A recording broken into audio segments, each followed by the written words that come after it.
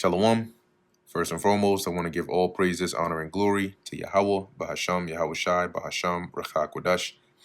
Double honors to the elders and the apostles of Great Millstone, and peace and blessings to the elect.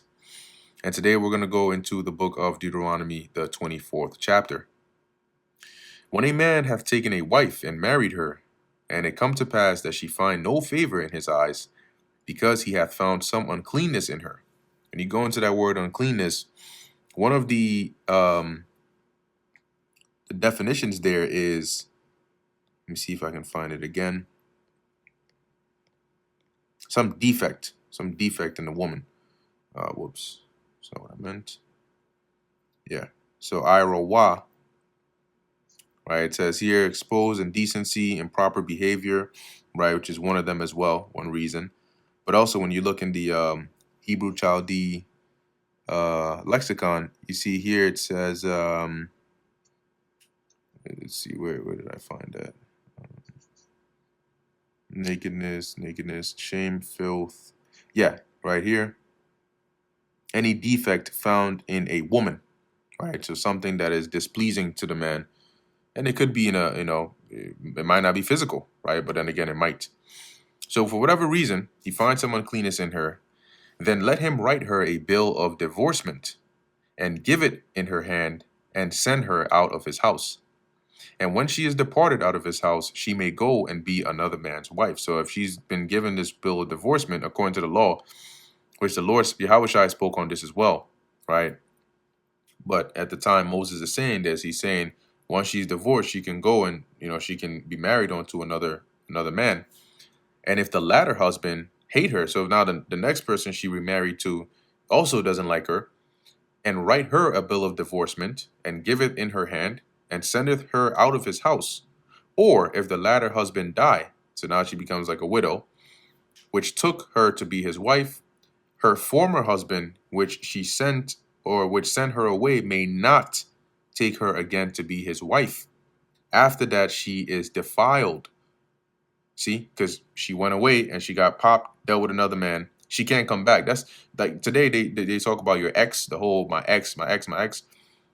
Yeah, ex went and dealt with another man. Really, she ain't supposed to come back. Well, according to the law, let me put it that way. But as it says, for that is abomination before the Lord, and thou shalt not cause the land to sin, which the Lord thy God giveth thee for an inheritance. Okay, and cause the land to sin by them taking back a woman that they have divorced who has been dealt with by another man. When a man hath a new wife, he shall not go out to war, neither shall he be charged with any business. So you just married, no war, you're not going to war, and charged with any businesses like being in charge or having to take care of any like business or work affairs or anything like that. Basically, he's supposed to get time off, but he shall be free at home 1 year. Like today they talk about a honeymoon. Yeah, in Israel that was a year long. And shall cheer up his wife which he hath taken. So he basically, have a good time, spend that year with his wife. He just married, he's supposed to enjoy the marriage for at least a year before going back to your regular, dealings. No man shall take the nether or the upper millstone to pledge, for he taketh a man's life to pledge. So a millstone, right, is typically two stones that the top one has a handle and a circle in the middle, right, a hole in the middle, and that's where you would pour the grain, and then you would grind the top stone on the bottom with the grain in the middle. That's how you make their flour and the stuff that is used to make, food. So that's why it says to pledge or as a security, you can't take that because it's crucial for somebody, as it says, for he taketh a man's life. It's crucial for their daily bread. If a man be found stealing any of his brethren of the children of Israel, and maketh merchandise of him, or selleth him, that is human trafficking, kidnapping, then that thief shall die, and thou shalt put evil away from among you. You got to put him to death. Take heed in the plague of leprosy. So be very mindful concerning the skin diseases and leprosy, that thou observe diligently to do according to all that the priests, the Levites, shall teach you, as I commanded them, so ye shall observe to do. So very carefully observe what they tell you to do concerning leprosy, because it's a very intricate, process in how you handle that.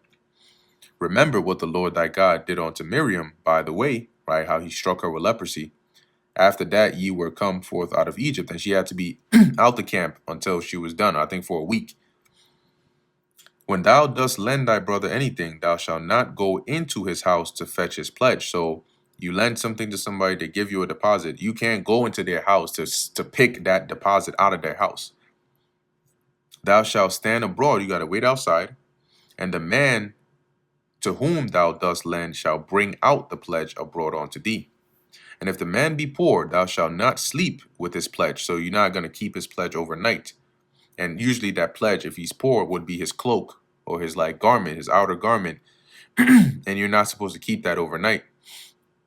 In any case, thou shalt deliver him the pledge again when the sun goeth down, that he may sleep in his own raiment, and bless thee. And it shall be righteousness unto thee before the Lord thy God. So whether he was able to pay it back or not, you still got to give him that pledge by that night, because that's all he has to sleep in. Thou shalt not oppress an hired servant that is poor and needy, whether he be of thy brethren or of thy strangers that are in thy land within thy gates. At his day thou shalt give him his hire. So meaning if he works for you today, you pay him today. Neither shall the sun go down upon it. You're not supposed to hold somebody's daily wages until the next day. For he is poor and setteth his heart upon it. So he depends on that. Lest he cry against thee unto the Lord, and it be sin unto thee.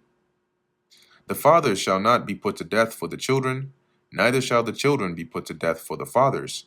Every man shall be put to death for his own sin. So a father is not going to be put to death for the transgression of their child, or vice versa. That's why when the Lord says visiting the iniquity of the fathers upon the children to the third and fourth generation, that's reincarnation. He's referring to the same fathers who come back in the reincarnation as those children in the third and fourth generation. Verse 17, thou shalt not pervert the judgment of the stranger, nor of the fatherless, nor take a widow's raiment to pledge. So you are robbing them of justice, right? Because they're, let's say, of a lower class. So you are perverting that judgment, not executing righteous justice upon them. For that reason, you're not supposed to do. Nor take a widow's raiment, right, her clothes or garment, to pledge as a deposit, because that's all she has. Or that may be one of the very few things she has. But thou shalt remember that thou wast a bondman in Egypt, and the Lord thy God redeemed thee thence. Therefore I command thee to do this thing.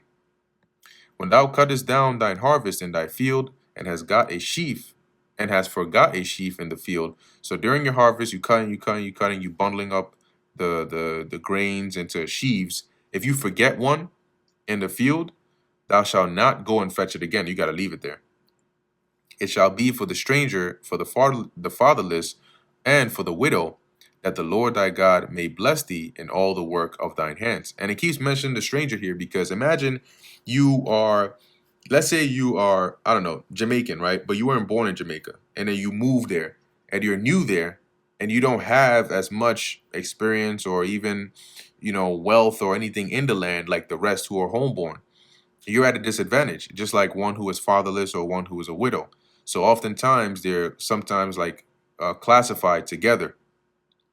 That the Lord Yahweh thy God may bless thee in all the work of thine hands. So you got to leave it in case they stumble into your field, they can have something to eat. When thou beatest thine olive tree, thou shalt not go over the boughs again, because you literally would hit the branches for the olives to drop if they were high. You're not supposed to go over it, do that again, repeatedly to get everything off of it. What remains, as it says, it shall be for the stranger, for the fatherless, and for the widow. When thou gatherest the grapes of thy vineyard, thou shalt not glean it afterward. Same concept. When you do the first gathering, don't go back again to go over it to pick everything off of it, off the vine. It shall be for the stranger, for the fatherless, and for the widow. And thou shalt remember that thou wast a bondman, a slave, in the land of Egypt. Therefore I command thee to do this thing. And that brings us to the end of the book of Deuteronomy, the 24th chapter. Lord willing, that was edifying to the elect. In closing, I want to give all praises, honor, and glory to Yahweh, Bahasham Yahweh Shai, Bahasham Rachak Kodash. Until next time, Shalom.